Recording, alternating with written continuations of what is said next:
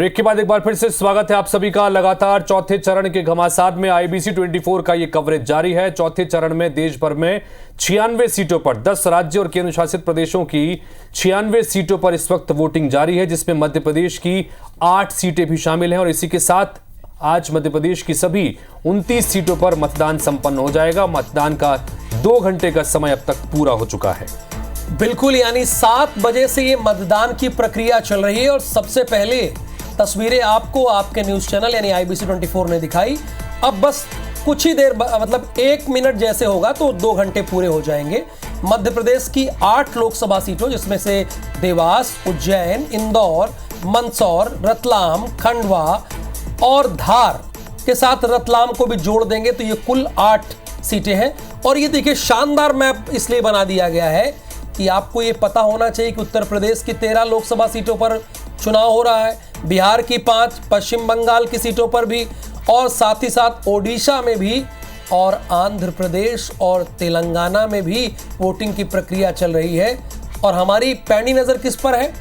हमारी पैनी नज़र हमारे बूथवार रिपोर्टर कहाँ है? हमारे बूथवार रिपोर्टर मध्य प्रदेश की मालवा निमाड़ की 8 लोकसभा सीटों पर हैं। और दिलचस्प चुनाव हितेश जी महाराष्ट्र की 11 लोकसभा सीटों में भी हो रहा है। तो ये पूरा आंकड़ा है, यानी 2 घंटे पूरे हो गए हैं। जैसा कि हितेश जी ने बताया कि 10 राज्यों की 96 लोकसभा सीटों पर 1717 लोगों की किस्मत आज EVM में कैद हो जाएगी, लेकिन इसमें से जीतेगा 96 ही। बिल्कुल, क्योंकि यही लोकतंत्र की ताकत है और यही लोकतंत्र का व्यवस्था है। आंध्र प्रदेश और तेलंगाना ये 2 महत्वपूर्ण दक्षिण भारतीय राज्य, जहां पर पहले ये एक ही राज्य हुआ करता था, लेकिन उसके बाद राज्य का विलय हुआ और तेलंगाना राज्य का उदय हुआ। इसी के साथ आंध्र प्रदेश की 25 और तेलंगाना की 17 सभी सीटों पर आज मतदान संपन्न हो जाएगा। आंध्र प्रदेश में साथ में विधानसभा के चुनाव भी हो रहे हैं, तो लिहाजा जो आंध्र प्रदेश के जो तमाम मतदाता हैं वो आज एक साथ 2 वोट कास्ट करेंगे, एक अपने विधानसभा के लिए और एक अपनी लोकसभा के लिए। और इन सब के बीच देश भर में तस्वीरों लगातार आपको बता रहे हैं। मध्य प्रदेश में 8 लोकसभा सीटें जो कि मालवा निमाड़ के अंतर्गत आती हैं, इन मालवा निमाड़ की 8 सीटों पर वोटिंग हो रही है। और अगर इसमें कुछ महत्वपूर्ण फैक्टर्स की बात करें राहुल भाई, तो वो अगर पूरे मध्य प्रदेश में करीब 50 लाख के करीब मुस्लिम वोटर्स हैं, उन 50 लाख की आबादी में से अकेले 72% सिर्फ इस संभाग में, यानी कि जिस संभाग में इस वक्त वोटिंग हो रही है, इस संभाग में मुस्लिम वोटर्स रहते हैं, जिसमें इंदौर संभाग और उज्जैन संभाग प्रमुख है। यानी कि मुस्लिम मतदाताओं की संख्या भी अच्छी खासी है। और यही वजह है कि जब चुनाव प्रचार चल रहा था तो खासतौर पर मुस्लिम समाज पर और M फैक्टर के ऊपर भी खासतौर पर फोकस यहां पर देखने को मिला। बिल्कुल, फिलहाल ये तस्वीर बड़ी खास इसलिए हो जाती है कि ये मध्य प्रदेश के चीफ मिनिस्टर हैं, डॉक्टर मोहन यादव इनका नाम है।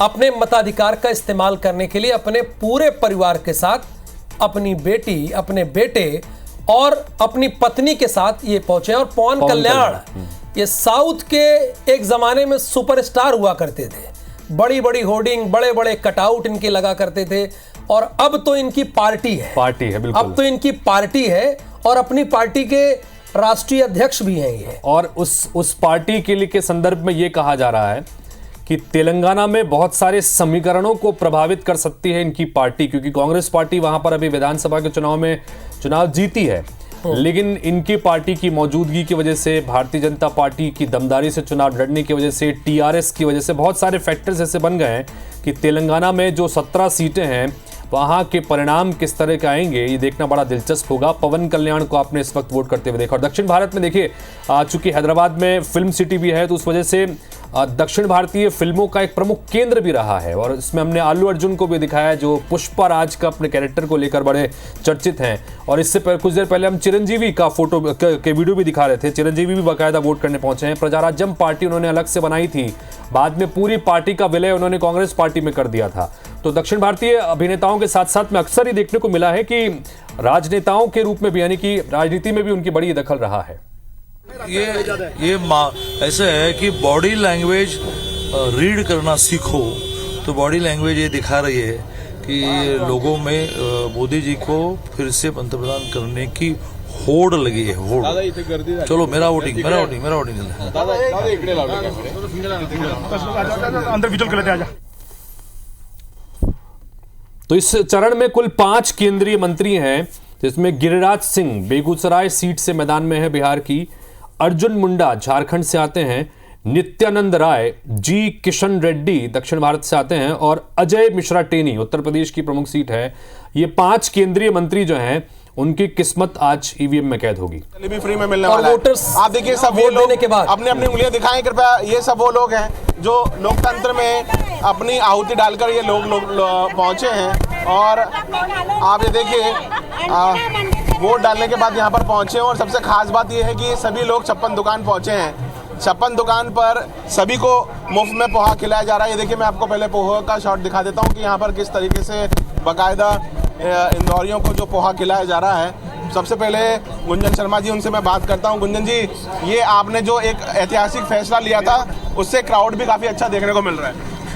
सर, ये माना जा रहा था कि ये जो वोटिंग होगा ये उदासीनता का वोटिंग होगा, पर जब मैं आज यहाँ खड़ा हूँ तो पूरी ऊर्जा के साथ में भरा हुआ हूँ कि ये उदासीनता का नहीं, ये एक ऊर्जावान मतदान है। जो मैं ये मानता हूँ कि मालवा और निमाड़ में इंदौर शहर एक ऐसा शहर होगा जो मतदान में नंबर 1 होगा। आपको फ्री खिलाया जा रहा पोहा? सर, ये फ्री नहीं है, इसकी एक बड़ी कीमत है।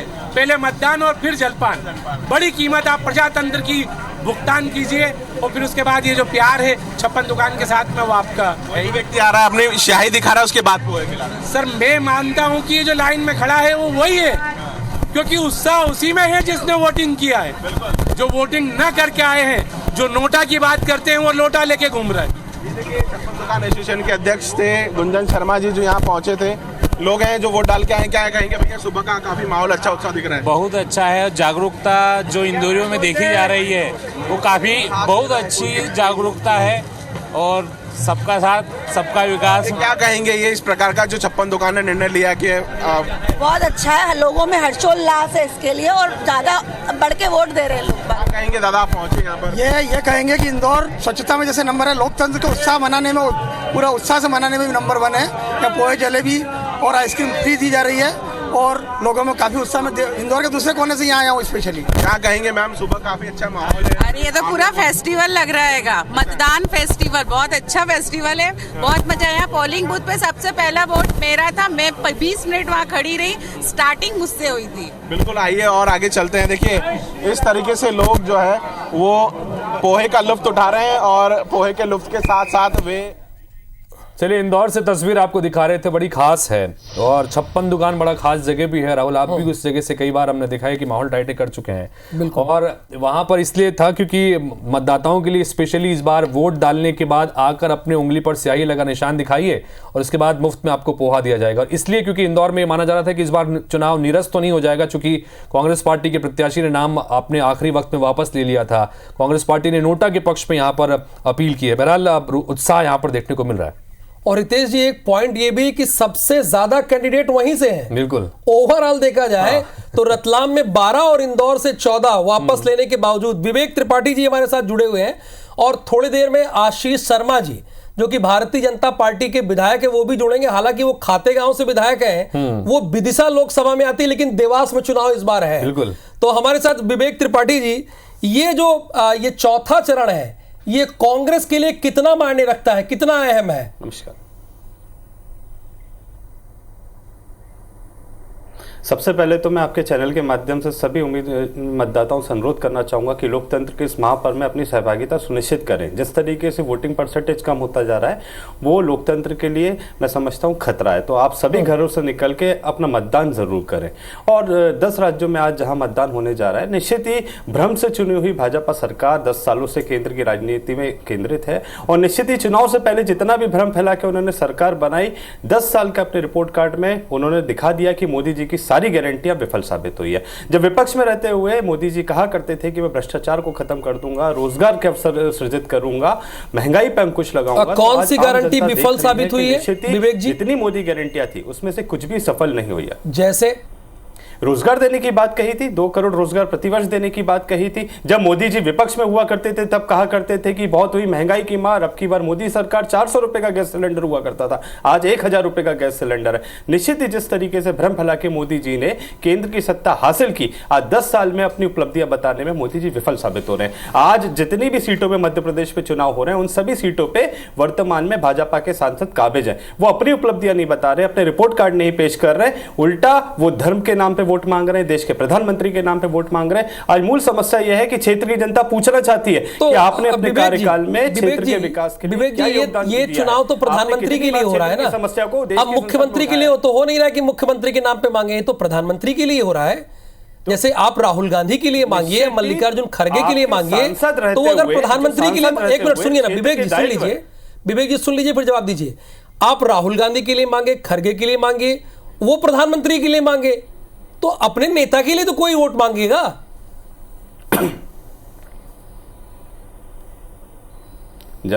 जब आप राहुल जी के लिए मांगेंगे तो उनके क्षेत्र में मांगेंगे। और मैं कहता हूं वर्तमान सांसद रहते हुए जब जनता ने आपको प्रचंड बहुमत से चुन के देश की संसद तक पहुंचाया था, तो आपकी नैतिक जिम्मेदारी बनती है क्षेत्र के विकास में आपका क्या योगदान है। जिस मतदाता ने आपको वोट दिया तो उसका अधिकार बनता है कि वो आपसे सवाल पूछेगा कि क्षेत्र की जो समस्या है, पिछले 5 वर्षों पहले आपने कहा था कि मैं खत्म करूंगा, वो समस्याएं तो आज भी यथावत खड़ी हुई हैं। तो उन समस्याओं के निराकरण के लिए आपने क्या कदम उठाए, आपने जो वादे पिछले चुनाव में किए थे उनमें से कितने वादे आप पूरे कर पाए, ये जानने का अधिकार तो मैं समझता हूं भारत के हर एक मतदाता को हमारा लोकतंत्र और हमारा संविधान देता है कि ये प्रश्न अपने हर एक उम्मीदवार से, चाहे वो किसी भी दल के हो, उससे वो सवाल कर सकता है। और जब आपने सांसद के रूप में उनको चुन के भेजा था देश की संसद में, तो क्या ऐसी व्यवस्था थी कि वो क्षेत्र की समस्याओं को देश की संसद में नहीं उठा पाए? आज भी मालवा में कई ऐसी जगह है जहां रेलवे स्टेशन नहीं है, पानी की पीने की समस्या आज भी यथावत खड़ी हुई है। तो क्या जो जनता है वहां की, वो सिर्फ मतदान करने के लिए, विवेक जी, अपनी समस्याओं जो भी बात आप कह रहे हैं, इन सब के बीच में एक बड़ा सवाल ये भी कि ये जो 8 सीटें हैं इस चरण की, मालवा निमाड़ की, इन 8 लोकसभा क्षेत्र में इस वक्त भारतीय जनता पार्टी का कब्जा है। इंदौर में जिस तरह से हुआ, क्योंकि आपने जिस प्रत्याशी के लिए सबसे ज्यादा दावे लगाए थे कि ये बहुत मजबूत है, आखिरी वक्त में उन्होंने गच्चा दे दिया, और जिस तरह की परिस्थितियां हुई कि कांग्रेस पार्टी को देश भर में ऐसी स्थिति हो गई कि इंदौर में नोटा के लिए वोट मांगना पड़ रहा है, और उसके अलावा भी बाकी तमाम सीटों पर भी अपने कई तरह के समीकरण हैं। आपको क्यों ऐसा लगता है कि कांग्रेस पार्टी के साथ जनता जाने जा रही है, क्योंकि चुनौतियां आपके सामने वैसे भी तमाम तरह की हैं?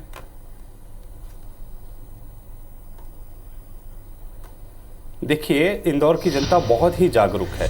जब भी उन्हें आह्वान किया जाता है, जैसे हमने स्वच्छता को लेके किया, तो इंदौर की जनता ने ये साबित किया कि अगर एकजुट होकर कोई प्रयास किया जाए तो वो निश्चित ही सफल हो सकता है। इंदौर में कांग्रेस प्रत्याशी के ऊपर 17 साल बाद जिस तरीके से 307 का प्रकरण दर्ज किया गया, उनके कॉलेज की नफ्ती की गई, विभिन्न प्रकार के उन पर दबाव बनाए गए, क्या व्यवस्था थी कि मध्य प्रदेश के मंत्री कैलाश विजयवर्गीय जी हमारे इंदौर के सांसद के प्रत्याशी को लेने उनके घर जा रहे हैं? क्या व्यवस्था थी कि इंदौर से भाजपा के मोहन यादव को लेने घर जा रहे हैं? बात कर रहे हैं हमारे संवाददाता, उनसे आपको बात सुनाते हैं, उनके पास लेके चलते हैं। विवेक पटैया उनके साथ है। इस बार मालवा निमाड़ किधर जा रहा है?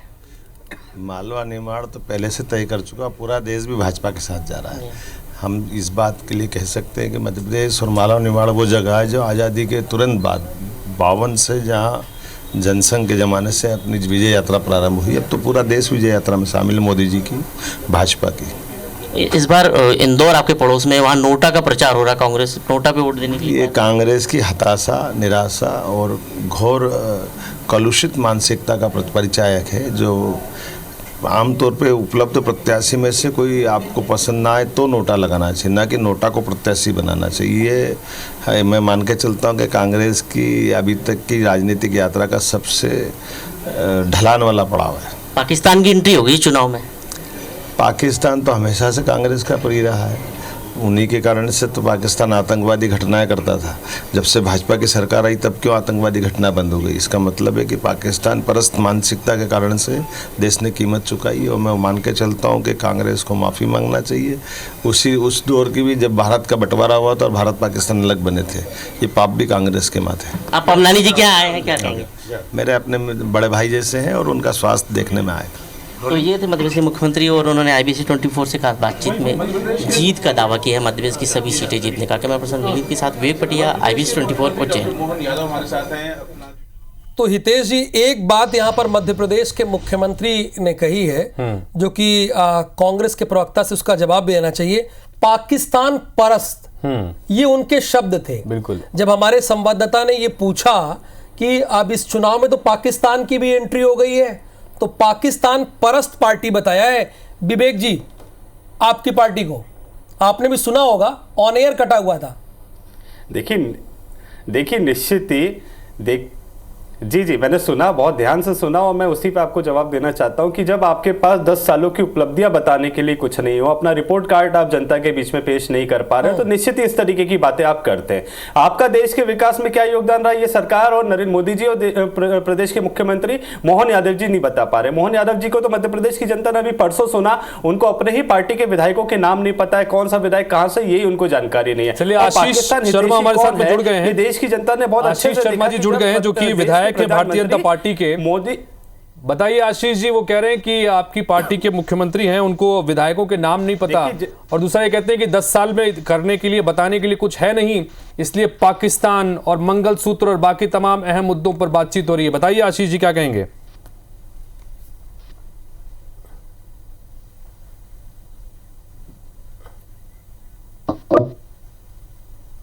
प्रतिबद्धताएं हैं और हम लगातार इस दिशा में काम कर रहे हैं। रही बात चुनाव की, तो पाकिस्तान की एंट्री कांग्रेस की तरफ से हमेशा होती है। हम तो विकास पर ही चुनाव लड़ते हैं, विकास ही हमारी पार्टी का मुख्य मुद्दा है। और अभी कांग्रेस के प्रवक्ता कह रहे थे कि 10 साल की उपलब्धियां, तो ये इस देश का कोई एक अनपढ़ व्यक्ति है वो भी बता सकता है कि मोदी जी की सरकार के नाम विकास की वो उपलब्धियां दर्ज है जो कांग्रेस 55 वर्ष में रहते हुए भी नहीं कर पाई। हमने 4 करोड़ पक्के मकान बनाए हैं, हमने करोड़ों लोगों के घरों तक स्वच्छता के लिए शौचालय का निर्माण कराया है। आज देश के 11 करोड़ से अधिक किसानों को किसान सम्मान निधि प्राप्त हो रही है। लगभग 10 करोड़ से अधिक महिलाओं को उज्ज्वला गैस का कनेक्शन देकर उनके घर को धुआं रहित करने का काम किया है। देश की 50% ग्रामीण आबादी को आज कुएं और हैंडपंप से नहीं बल्कि नलों के माध्यम से पानी उपलब्ध कराने का काम मोदी जी की सरकार कर रही है। 60 करोड़ से अधिक आबादी को 5 लाख तक का आयुष्मान कार्ड योजना के अंतर्गत इलाज हम देने जा रहे हैं। प्रतिदिन 20 किलोमीटर से अधिक सड़कें हमारे देश में बनाने का काम हम कर रहे हैं। महानगरों के लिए एक्सप्रेसवे का निर्माण हमारी सरकार कर रही है। दिल्ली मुंबई के बीच की दूरी और समय दोनों घटाने का काम भारतीय जनता पार्टी की सरकार ने किया है।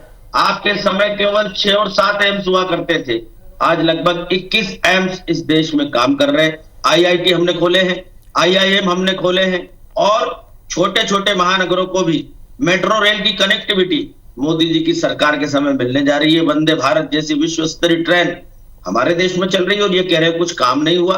किसान को लेकर, मजदूर को लेकर, हर वर्ग के लिए मोदी जी की सरकार ने काम किया। जिस महिला आरक्षण को आपने बरसों लटकाए रखा, वो महिलाओं को उनका अधिकार दिलाने का काम विधानसभा और लोकसभाओं में यदि किसी पार्टी ने किया तो भारतीय जनता पार्टी ने किया। राम मंदिर बरसों से प्रतीक्षा कर रहा। विवेक त्रिपाठी, ये तो ठीक है, आपने जो बात बताई वो सुन लिया होगा उन्होंने, लेकिन उन्होंने एक इशू और उठाया। उन्होंने कहा महंगाई और बेरोजगारी, इस इशू को भी उन्होंने रेखांकित किया है। देखिए, महंगाई नियंत्रण में है। रही बात बेरोजगारी की, तो प्रधानमंत्री स्वनिधि योजना के अंतर्गत लाखों लोगों को हमने 10,000, 20,000, 50,000 रुपए तक का ऋण प्रदान किया। कोरोना के वैश्विक संकट में जब बड़े बड़े व्यवसाय व्यापार गरीबों के बंद हो गए, इस PM स्वनिधि योजना के कारण वो अपने पैरों पर खड़े हो गए। आज आप छोटे छोटे शहरों में जाइए, गाँव में जाइए, रेहड़ी वाले से पूछिए, शेविंग की दुकान वाले से पूछिए, परचून की दुकान वाले से पूछिए, उनको इस पैसे के कारण, इस ऋण के कारण आज उनका व्यापार व्यवसाय अच्छा चल रहा है। पैरों पर खड़े वो कह रहे हैं कि भाई देखिए, नौकरी मांगने की स्थिति ना बने, नौकरी देने की स्थिति बने, ये हालात हमने बनाए हैं कि आप नौकरी दीजिए, मांगिए मत। और आप कह रहे हैं कि ये मुद्दा है। उद्योग, देखिए, पूरे देश के युवाओं ने देखा, पूरे देश के युवाओं ने देखा कि अग्निवीर योजना जैसी असफल योजना देश के युवाओं पे थोपने का काम भाजपा ने किया। एक सरकार से भी छोटा कार्यकाल आज एक भारत के सैनिक का है। अभी छिंदवाड़ा में हमारा सैनिक जवान जब शहीद होकर आया तो उसकी शहादत का भी दर्जा छीनने का काम भाजपा सरकार ने किया।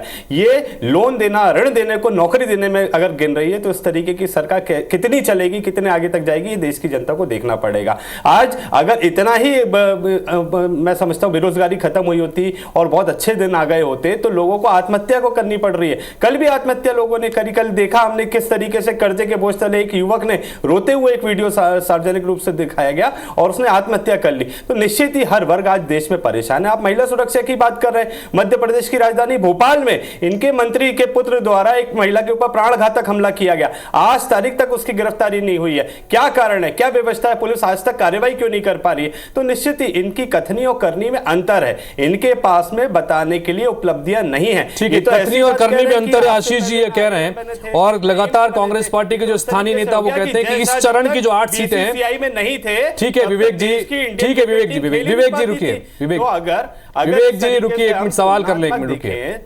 आशीष जी सवाल वही कह रहे हैं कि कथनी और करनी में अंतर है।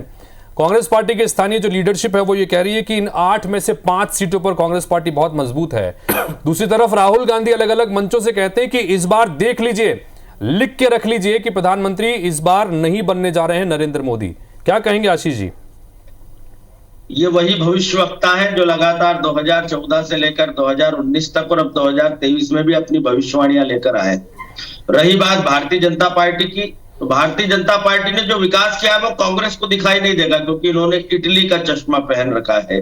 आज अगर भारत का विकास आपको पूछना है तो गांव में जाइए, शहरों में जाइए, इटली का चश्मा पहन रखा है इन लोगों ने। इनको भारत का विकास दिखाई नहीं देगा, इनको पाकिस्तान दिखाई देगा, इनको बांग्लादेश दिखाई देगा, लेकिन भारत का विकास नहीं दिखाई मोदी जी देगा। को है लाखों रुपए, करोड़ों रुपए का, और बात जिससे देश की गरीबी, देश की बेरोजगारी नहीं दिखती है। कांग्रेसियों के सुनिएगा, जो करोड़ों रुपए का चश्मा उससे जलता हुआ मणिपुर नहीं दिखता है।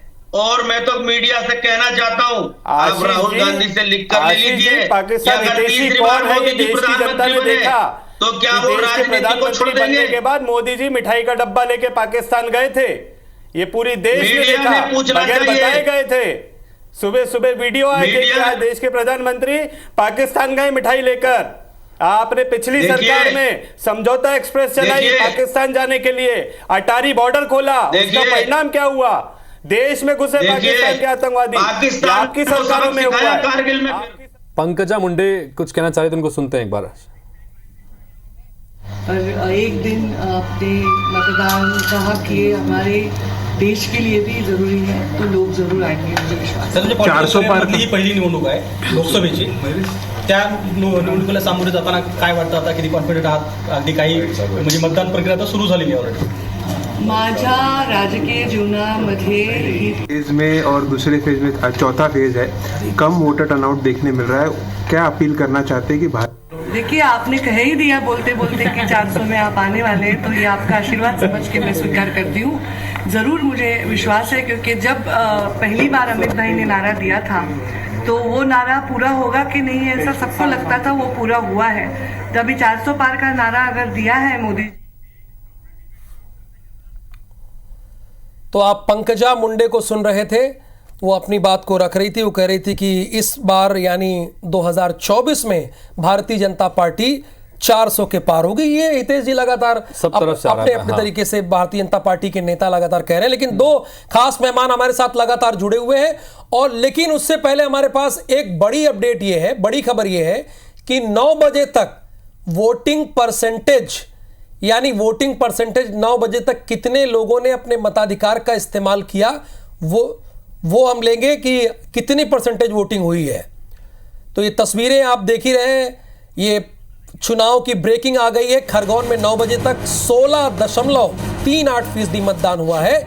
और अगर बात करें इसके अतिरिक्त 16.38%, ये हितेश जी ठीक माने अगर 2 घंटे का रेशियो है तो ये बिल्कुल, चूंकि शुरुआत में हमने देखा है राहुल भाई कि ये जो शुरुआत में 2 घंटे रहते हैं सब लोग चाहते हैं, क्योंकि गर्मी का मौसम है, इसके बाद बहुत तेजी से गर्मी बड़ी तीक्ष्ण रूप से पड़ती है, तो सवेरे वोटिंग परसेंटेज अच्छा देखने को मिलता है। अब ये कि इसको आगे कितना मेंटेन रख पाएंगे ये देखने वाली बात होगी, क्योंकि अब तक के जो 3 चरण हुए हैं, इन तीनों चरणों में मध्य प्रदेश में वोटिंग परसेंटेज पिछली बार के मुकाबले थोड़ा एट पार कम रहा है।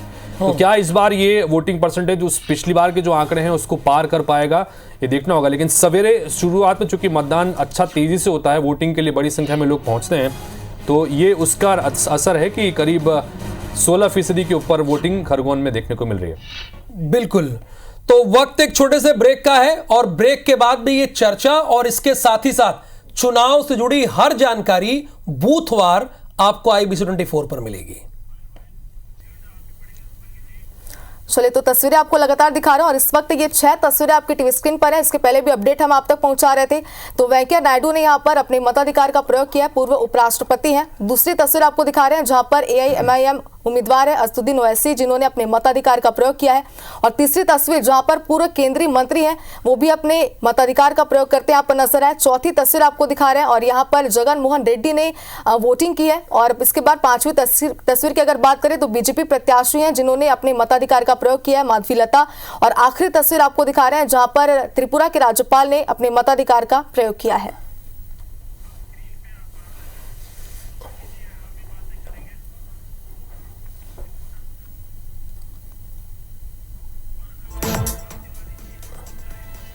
चलिए, तो फर्रुखाबाद से हमारे संवाददाता राम तिवारी हमारे साथ जुड़ चुके हैं। आपसे सबसे पहले ये जानना चाहते हैं, क्योंकि 2 घंटे से ज्यादा का समय बीत चुका है, ऐसे में कैसा माहौल आप देख पा रहे हैं, कितनी जागरूकता है लोगों के लिए मताधिकार को लेकर?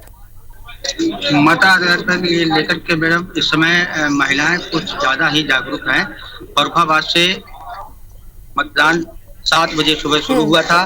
उसके बाद किसी भी प्रकार का कोई भी प्रॉब्लम नहीं होते हुए पब्लिक बहुत अच्छे ढंग से अपना मतदान कर रही है, जिससे कि लग रहा है कि अब की बार जो वोट हो रहा है वो जातिगत लेकर के नहीं हो रहा है। मोदी को लेकर के काफी जागरूक यहाँ पे फर्रुखाबाद का पब्लिक है। चलिए राम तिवारी, जैसे कि तस्वीरें आप दिखा रहे हैं, हम देख सकते हैं कि लाइनें वहां पर लगी हुई है, लेकिन ये भी आपसे समझना चाहते हैं, क्योंकि मतदान केंद्र में लोग तो पहुंच रहे हैं, लेकिन जो चुनाव आयोग है उन्होंने कुछ नया किया है मतदाताओं को प्रेरित करने के लिए, कुछ नया देख पा रहे हैं आप वहां पर? जी बिल्कुल मैडम, प्रशासन ने कई सुविधाएं दी गई हैं, जैसे कि मेडिकल की दवाइयां वगैरह, पानी, महिलाओं के लिए यहाँ पे उचित व्यवस्था की गई है, जिससे कि मतदान करता जो भी आएगा उसको किसी प्रकार की कोई प्रॉब्लम यहाँ पे मतदान करते समय नहीं होना चाहिए। चलिए, तो बहुत बहुत शुक्रिया आपका हमारे साथ जुड़ने के लिए। लगातार अपडेट आपसे देते रहेंगे। फिलहाल तस्वीरें आपने दिखाई और साफ तौर पर हम देख सकते हैं कि भारी संख्या में लोगों में जागरूकता है और यहाँ पर मौजूद है लोग। सुबह से लाइनें भी यहाँ पर लगी हुई, इसके पहले भी अपडेट आपने पहुंचाया था और इस बार भी तस्वीरें हम दर्शकों को दिखा रहे हैं। तो हैदराबाद की अगर बात करें तो हैदराबाद में भी वोटिंग जारी है और इसी के साथ अगर बात करें तो एक्टर्स भी जो है, यानी कि कलाकार जो है, वो भी अपने मताधिकार का प्रयोग कर रहे हैं और लगातार अपने पोलिंग बूथ पर पहुंचकर वोटिंग करके लोगों से अपील कर रहे हैं कि वो भी अपने मताधिकार का प्रयोग करें। अगर बात करें मध्य प्रदेश की, तो मध्य प्रदेश का अपडेट के लिए लगातार IBC 24 आप तक पहुंचा रहा है। चलिए शुभांगी, तो लगातार हम शुभांगी के जरिए देश भर में अलग अलग राज्यों में जहां पर इस वक्त 96 सीटों पर वोटिंग चल रही है उसका अपडेट आपको इसी तरह से बीच बीच में देते रहेंगे। और मध्य प्रदेश की 8 सीटों पर भी वोटिंग चल रही है, जो मालवा निमाड़ की सीटें हैं, बड़ी महत्वपूर्ण सीटें हैं। 8 की 8 सीटों पर वर्तमान में भारतीय जनता पार्टी का कब्जा है। और क्या इसी प्रदर्शन को दोहराने की तरफ बीजेपी आगे बढ़ रही है, या कांग्रेस पार्टी कहती है कि इस बार कम से कम 5 सीटें ऐसी है जहां पर बहुत मजबूती से कांग्रेस पार्टी चुनाव लड़ रही है? तो तमाम दावों के बीच में, तमाम मुद्दों के बीच में अब जनता अपना फैसला सुना रही है और EVM में तमाम तरह से अपने फैसले को कैद कर रहे हैं। और हम लगातार बता भी रहे हैं कि इन 8 सीटों पर किस तरह से चुनाव प्रचार आगे बढ़ा, किस तरह से अलग अलग मुद्दों की गूंज सुनाई दी और अब वोटिंग परसेंटेज भी सामने आ गए। बिल्कुल, खरगोन में 15.35% मतदान हुआ है, रतलाम में 13.73, उज्जैन में 16.80% मतदान हुआ है। और अगर ये 9 बजे तक का वोटिंग परसेंटेज है, ओवरऑल 14.97, यानी 15 आप इसे कह सकते हैं। और 9 बजे तक की ये वोटिंग का फिगर है, ध्यान रखिएगा, 2 घंटे का है। यानी आप इसे ऐसे समझिए, अगर मान लीजिए 100 लोग हैं तो उनमें से 15 लोगों ने अपने मताधिकार का इस्तेमाल किया है। तो 2 घंटे के लिहाज से ये बहुत खराब नहीं है और बहुत अच्छा भी नहीं है, औसत है। लेकिन इधर इंदौर और खंडवा में बड़ा गैप है। ये इंदौर में 11.48, खरगोन में 15.35 और मंदसौर तो इससे आगे निकल गया है। उज्जैन भी देखिए, उज्जैन भी 16.80% यहाँ पर लोगों ने अपने मताधिकार का इस्तेमाल किया है। और ये देखिए, ये तो आज के सिकंदर है। देखिए, चल नहीं पा रही है, वृद्ध है, लेकिन एक वोट की ताकत ये जानती है कि एक वोट की कीमत क्या होती है। बिल्कुल, बहुत लोग नहीं समझते हैं, वो ये कह देते हैं कि हमारे एक वोट से क्या होगा, कौन सी देश की समस्या हल हो जाएगी भाई। उनके लिए ये तस्वीर है। ये तस्वीर देखें वो लोग बार बार और समझें कि आखिरकार ये तस्वीर क्यों हो जाती है। और आशीष जी इतना निश्चिंत इसलिए दिख रहे हैं स्क्रीन पर क्योंकि इनकी विधानसभा में चुनाव हो गया है, तीसरे चरण में ही, इसीलिए मुस्कुरा रहे हैं। लेकिन देवास में तो है मामला। ये बताइए आशीष जी, ये तो कह रहे हैं कि इन 10 वर्षों में, यानी विवेक त्रिपाठी जी आपके बगल बैठे हैं, ये तो कह रहे हैं कि 10 वर्षों में आपने किया कुछ नहीं और फिर वोट मांगने आ गए। और ये बार बार आरोप क्यों लगता है कि पाकिस्तान की बात हो तो बीजेपी करे, मंगलसूत्र की बात हो तो बीजेपी करे, बीजेपी मुद्दों पे क्यों नहीं रहती भाई? विवेक त्रिपाठी जी कह रहे हैं, समझाइए, इनको बताइए और जनता को बताइए। इन्होंने ये आरोप 2019 में भी लगाया था कि मोदी जी की सरकार ने कुछ नहीं किया। जनता ने जवाब दे दिया इनको। अच्छा। और अब ये आरोप 2024 में भी लगा रहे हैं कि मोदी सरकार ने क्या किया। अरे भाई, मोदी सरकार के काम देखना है तो गांव में जाइए, चौपाल में जाइए, गली में जाइए, मोहल्लों में जाइए, अस्पतालों में जाइए, राशन की दुकानों पर जाइए, आपको पता लग जाएगा मोदी जी ने क्या किया। और सबसे बड़ी बात यह है कि देश के गौरव को बढ़ाने का काम, भारत के 140 करोड़ जनता की दुनिया में साख बनाने का काम नरेंद्र मोदी जी ने किया। अब चुनाव है और चुनाव में विकास के साथ साथ देश के सांस्कृतिक उन्नयन की भी बात होती है। तो भारतीय जनता पार्टी को इस बात का गर्व है कि जो काम कोई पार्टी नहीं कर पाई 500 वर्षों में, अयोध्या में भगवान राम जी का भव्य मंदिर मोदी जी के कार्यकाल में बना और आज रामलला के सब लोग दर्शन कर पा रहे हैं। 3 तलाक पर कानून मोदी जी की सरकार ने बनाया, धारा 370 हटाने का काम किया, महिलाओं को आरक्षण 33% मिल सके इसके लिए कानून बनाकर उन्हें 2028 से आरक्षण देना सुनिश्चित किया। MSP हो, यूरिया हो, बिजली हो, स्वच्छ भारत मिशन हो, जल जीवन मिशन हो, विकास का कौन सा काम हमने छोड़ा बताइए ना। आज UPI में सबसे बढ़िया डिजिटल पेमेंट भारत में हो रहा है अन्य देशों की तुलना में। ठीक है, तो बहुत सारे विकास के काम यहाँ पर आशीष शर्मा जी गिना रहे हैं और वो ये कह रहे हैं ये तो डंके की चोट पे गिना रहे हैं। GST को गब्बर सिंह टैक्स कहा था, आज GST संग्रहण में भारत दुनिया में नंबर 1 पर। ठीक है, मैं इस पर विवेक जी की प्रतिक्रिया जरूर दूंगा। विवेक जी, आप कह रहे थे कि कौन से काम किए, कौन सी गारंटी पूरी हुई, वो बता रहे हैं, पूरी की पूरी फहरिस्त है। इस पर आपकी प्रतिक्रिया लेंगे, लेकिन इस बीच हमारे सहयोगी जुड़ गए हैं। नासिर गौरी, ये रतलाम में आज मौजूद हैं। नासिर को अपने अक्सर ग्वालियर में रिपोर्टिंग करते हुए देखा है, लेकिन आज रतलाम की रिपोर्टिंग कर रहे हैं। नासिर, बताइए क्या अपडेट आपके पास में? आदिवासी सीट है और कांतिलाल भूरिया वर्सेस अनीता नागर सिंह चौहान मैदान में, बताइए क्या अपडेट? देखिए, बिल्कुल जाहिर सी बात है, मध्य प्रदेश की जो 8 लोकसभा सीटें हैं, 8 लोकसभा सीटों में सबसे अहम सीट रतलाम लोकसभा सीट है, क्योंकि यहाँ पर 50% जो मतदाता है वो आदिवासी है और वही किस्मत का फैसला करते हैं कि आखिर अगला सांसद उनका कौन होगा। और इसकी वजह आप समझ सकते हैं कि सुबह 5 बजे से ये लोगों की भीड़ है। मतदाता यहाँ पर सुबह 5 बजे से लगे हुए, 1 नहीं, 2 नहीं, 3 नहीं, मतलब ये अगर संख्या देखेंगे तो आपको कम से कम 500 से ज्यादा लोग नजर आएंगे। तो समझ सकते हैं कि आदिवासी जो लोग हैं उनमें कितना जबरदस्त उत्साह है। महिलाओं की लाइन आप देखिए, कतार जहां तक आपकी नजर जाएगी वहां तक नजर महिलाओं की आएगी, वोटर्स की नजर आपको नजर आएगी, युवा है, बुजुर्ग है, तो सभी लोग आज सुबह से यहाँ पर डटे हुए। वजह यही है कि लोकतंत्र का जो महापर्व है उसमें अपने एक वोट की आहुति देने के लिए ये लोग निकले हुए, मुद्दों पर निकले हुए। सबसे खास बात आप देखेंगे कि शहरी इलाकों में जो राजनीतिक दल को देखकर वोटिंग होती है, लेकिन यहाँ के जो लोग हैं, ग्रामीण लोग, मुद्दों को लेकर यहाँ पर वोटिंग करते हो। यही समझते थे क्या इस बार सोच कर निकले हुए वोट डालने के लिए आप तो क्या कहेंगे? कब से आए हुए हैं आप लोग? अच्छा, क्या सोचकर इस बार वोट कर रहे हैं आप लोग?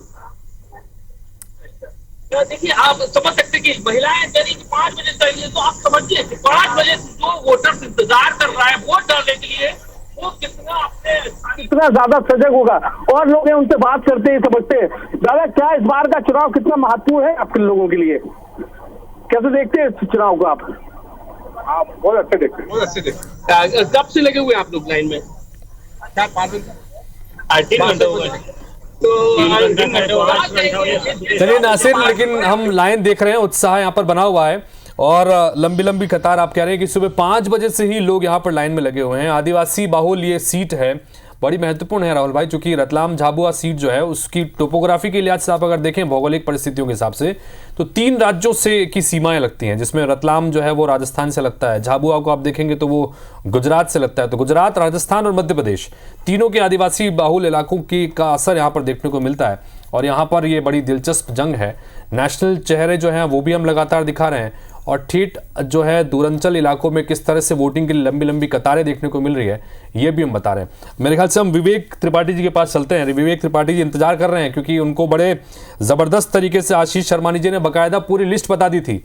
विवेक जी, आप कह रहे थे कि कोई काम हुए नहीं, 10 साल में कुछ करने बताने को है नहीं, और देखिए आशीष शर्मा जी ने बाकायदा पूरी की पूरी लिस्ट बता दी कि ये हमने किया है और ये अब आगे हम करने जा रहे हैं। बताइए विवेक जी।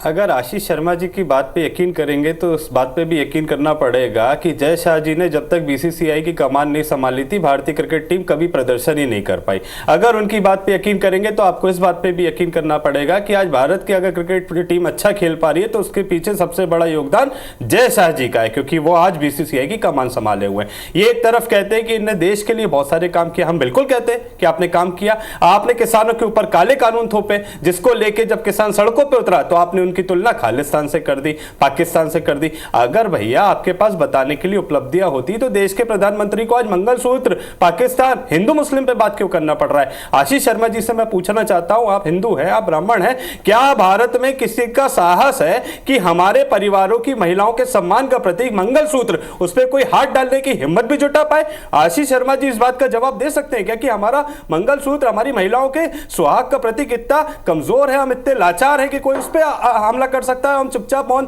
रह के उसको देखते रहेंगे? निश्चित ही जब देश के प्रधानमंत्री जो एक गरिमामय पद पे बैठे हुए वो इस तरीके की टिप्पणी करते तो वो निस्संदेह दिखाता है कि वो भयभीत हैं, उन्होंने कुछ भी काम नहीं किया। जब हम बार बार कहते हैं कि आप अपने मित्रों को देश बेच रहे हैं, आप एयरपोर्ट बेच रहे हैं, बंदरगाह बेच रहे हैं, आप यूनिट्स बेच रहे हैं, तब आप नहीं मानते। आज जब देश के प्रधानमंत्री कहते हैं कि टेम्पो में भर भर के पैसा भेजा जा रहा है, कहां भेजा जा रहा है बताइए? देश को जानने का अधिकार है। वो पैसा कहां जा रहा है, किसके द्वारा भेजा जा रहा है, किसके द्वारा लिया जा रहा है? आप कहते हैं हम लोकतंत्र चाहते हैं। अजीत पवार महाराष्ट्र में ईओडब्ल्यू ने करोड़ों रुपए के भ्रष्टाचार का प्रकरण दर्ज किया जब वो विपक्ष में थे। जैसे ही भाजपा ज्वाइन कर लेते ईओडब्ल्यू कहती कौन सा घोटाला, कैसा घोटाला, कोई घोटाला नहीं हुआ। अजीत पवार बिल्कुल पवित्र हो जाते। तो निश्चित ही चंडीगढ़ में महापौर का चुनाव जीतना है तो हमने ऑन कैमरा वीडियो में देखा कि किस तरीके से आपने लोकतंत्र को दूषित किया। अगर आप अपने इसका जवाब जो आप कह रहे हैं दल होने का इसका जवाब लेंगे, क्या व्यवस्था है, आशीष जी से इसका जवाब लेंगे कि दूसरे दलों को नेताओं को ठीक है विवेक जी, जो आप कह रहे हैं इसका जवाब लेंगे, लेकिन नेशनल अपडेट्स के लिए क्योंकि आप भी यहाँ बहस कर रहे हैं टेलीविजन पे, जाहिर सी बात है आप भी अपडेट लेना चाहते होंगे, तो हमारे साथ शुभांगी लगातार जुड़ी हैं। शुभांगी, क्या आपके पास नेशनल अपडेट, जरा बताइए हमारे दर्शकों को और मेहमानों को भी जो बैठे हुए हैं। ये बिल्कुल राहुल, और एक बार फिर से समय हो चुका है दर्शकों तक नेशनल अपडेट पहुंचाने का। तो चौथे चरण के मतदान के 2.5 घंटे पूरे हो चुके हैं। 10 राज्यों की 96 सीटों पर वोटिंग लगातार जारी है और 96 सीटों पर 1717 उम्मीदवार मैदान में हैं, जिनमें 96 सीटों पर 17 करोड़ 70 लाख मतदाता हैं जो आज अपने मताधिकार का प्रयोग कर रहे हैं। आज 5 केंद्रीय मंत्रियों के भाग्य का फैसला होगा। मैदान में नित्यानंद राय, गिरिराज सिंह, अर्जुन मुंडा और अजय मिश्रा टेनी, किशन रेड्डी शामिल हैं। चुनावी मैदान में 2 पूर्व क्रिकेटर भी मैदान में, जिनके नाम आपको बता दें। दरअसल चुनावी रण में यूसुफ खान, कीर्ति आजाद हैं और बेगूसराय से बीजेपी प्रत्याशी गिरिराज सिंह ने वोटिंग की। इसी के साथ अगर बात करें हैदराबाद की, तो हैदराबाद सीट से बीजेपी प्रत्याशी माधवी लता ने वोटिंग की है और इसी के साथ हैदराबाद सीट से AIMIM उम्मीदवार असदुद्दीन ओवैसी ने भी मतदान किया है। ये 8 लोकसभा की सीटों पर जिस ढंग से कार्यकर्ताओं ने मेहनत की और जो हमारा पुराना रिकॉर्ड है, मुझे ध्यान में आता है कि 2014 हो 2019 हो, दोनों निर्वाचन के समय पे भी ये सारी की सारी सीटें हम जीते थे। खंडवा चुनाव तो उपचुनाव में भी हम जीते हैं। तो ये लगातार विजय का हमारा अपना अभियान है और जनसंघ के ज़माने से मालवा की इन सीटों में हम लगातार अपने अच्छे रिकॉर्ड से बढ़ते आए हैं।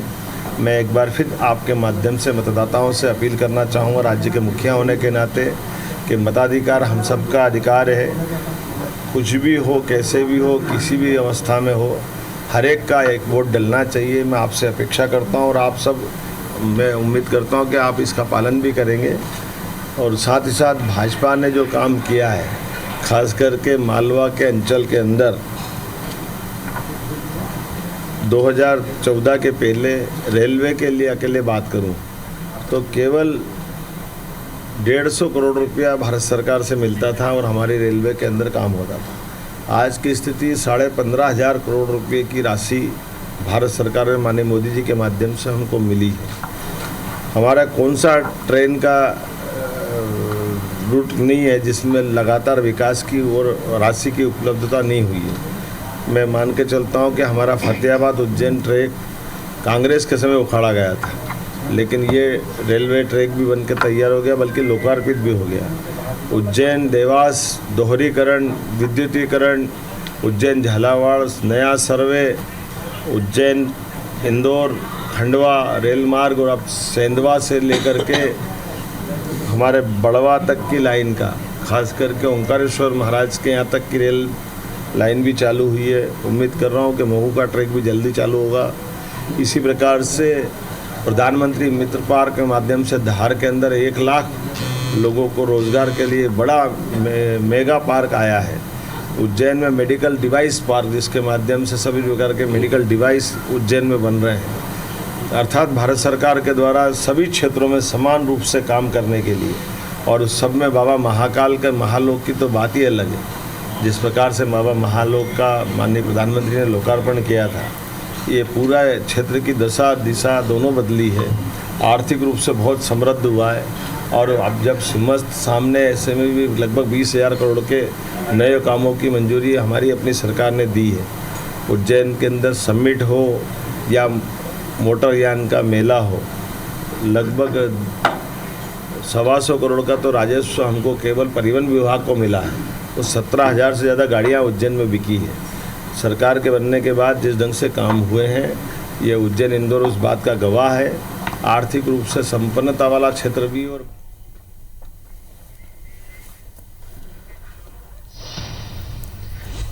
तो मध्य प्रदेश के मुख्यमंत्री डॉक्टर मोहन यादव अपना वोट कास्ट करने के बाद इस वक्त एक प्रेस कॉन्फ्रेंस कर रहे थे। भारतीय जनता पार्टी की जीत के दावे लगातार वो जहां पर भी मुखातिब हो रहे हैं पत्रकारों से, वो लगातार कर रहे हैं। इन सब के बीच हम हमारे संवाददाताओं के जरिए, जैसा कि लगातार राहुल जी बता रहे थे कि एक पोलिंग बूथ जहाँ है वहां पर हमारे सहयोगी मौजूद हैं। आप देख रहे हैं स्क्रीन पर नवीन नजर आ रहे हैं, नवीन इशारा भी कर रहे हैं। नवीन आपके पास आ रहे हैं, धार में आप इस वक्त मौजूद है। नवीन बताइए क्या अपडेट आपके पास?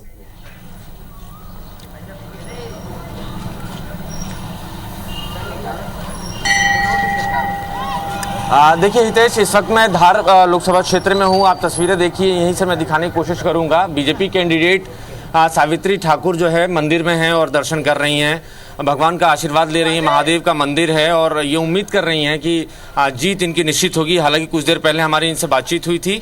सावित्री ठाकुर का ये दावा था कि इस बार हर हाल में वो जीतेंगी। चूंकि यहाँ से पहले भी सांसद रही हैं, तो इनको उम्मीद है कि इन्होंने जो काम किए थे इससे पहले वो ज़रूर मुकम्मल होंगे और वोटर्स का आशीर्वाद मिलेगा। हितेश, हम लगातार बातचीत करने की कोशिश कर रहे हैं। देखिए मैडम आशीर्वाद लेके भगवान का उतर आई हैं, क्या उम्मीद कर रही है मैडम इस बार?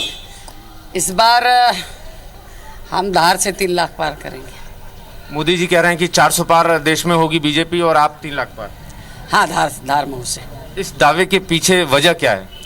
वजह यह है, एक तो महिला को टिकट दिया है ना। मोदी जी ने जो नारी वंदन बिल पास किया है, वैसे ही भारतीय जनता पार्टी ने पंच से लगा के सरपंच 50% का, पर अब 33% का भी आरक्षण है। महिलाओं में ज़्यादातर वो है कि यार हम कभी भी बात कर सकते हैं, मिल सकते हैं। दूसरा है कि मैं दूसरी बार की हूँ, लोगों ने देख परख रखा है, सब कुछ व्यवहार से वाकिफ है, काम से वाकिफ है। मोदी जी भोजशाला का भी जिक्र करते हैं अपने भाषणों में। जब मालवा निमाड़ में आए थे तो उन्होंने भोजशाला का भी जिक्र किया। तो क्या ये भी एक चुनावी मुद्दा है? देखो, मोदी जी ने भोजशाला का किया, मोदी जी ने अम्बेडकर नगर का किया, अम्बेडकर संविधान की बात करी, और उन्होंने मांडव जहाज महल की, नर्मदा जी की बात करी, बाग गुफा की बात करी, मेगा फूड पार्क की बात करी।